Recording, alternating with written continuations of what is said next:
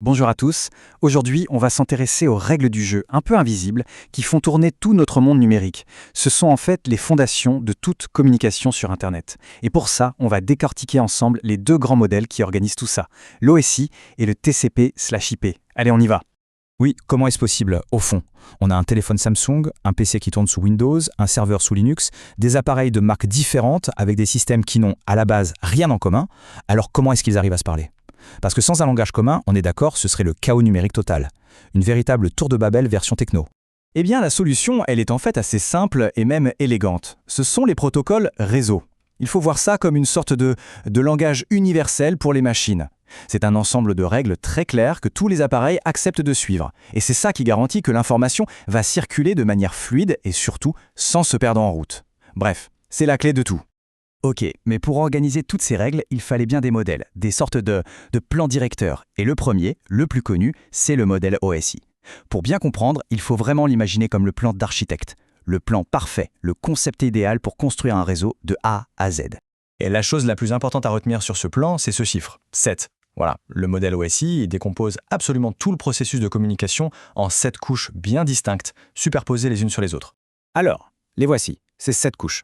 On peut les imaginer comme les étages d'un immeuble, du haut vers le bas. Tout en haut, la couche application, c'est ce avec quoi on interagit, le navigateur, l'appli de messagerie. Juste en dessous, les couches présentation et session, elles formatent les données et gèrent le dialogue. Puis, la couche transport, super importante, elle vérifie que les données arrivent bien entières et sans erreur. La couche réseau, c'est un peu le GPS, elle trouve le meilleur chemin pour les infos. Et enfin, tout en bas, les couches liaison de données physiques s'occupent du boulot de terrain, le transfert physique des infos via les câbles et les signaux.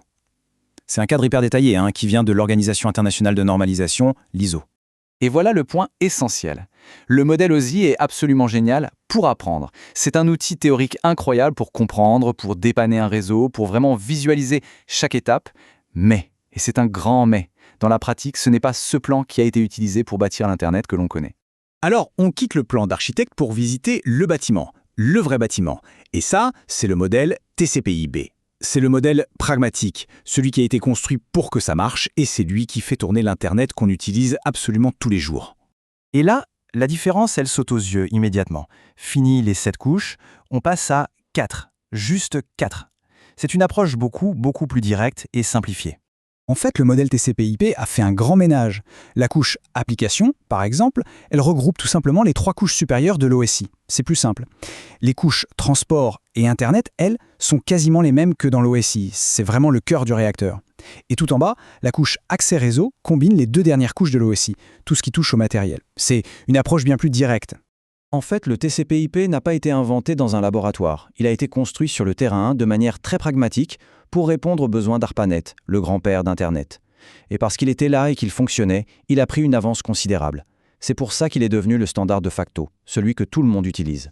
Allez, pour que tout soit bien clair, mettons-les côte à côte. Ça va permettre de vraiment voir les différences entre le plan théorique et la construction réelle. Voilà, qui résume bien les choses.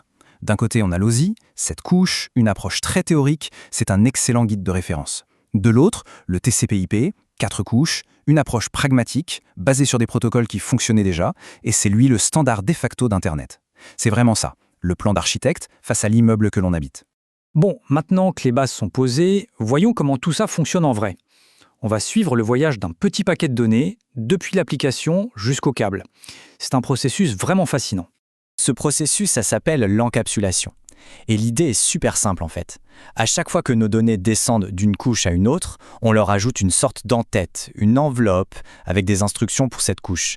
C'est un peu comme mettre une lettre dans une enveloppe, puis cette enveloppe dans un colis. Alors concrètement, avec le modèle TCP/IP, ça se passe comme ça. Tout en haut dans la couche application, on a nos données brutes. Quand elles descendent à la couche transport, on les emballe et ça devient un segment. Puis, à la couche Internet, on rajoute une autre enveloppe et ça devient un paquet. Ensuite, à la couche accès réseau, nouvel emballage, et ça devient une trame. Et enfin, cette trame est convertie en signaux électriques, des bits, pour être envoyés sur le câble. Et bien sûr, à destination, c'est le processus inverse. L'ordinateur qui reçoit le message va tout simplement déballer les couches, une par une, en remontant. Ça, c'est la désencapsulation.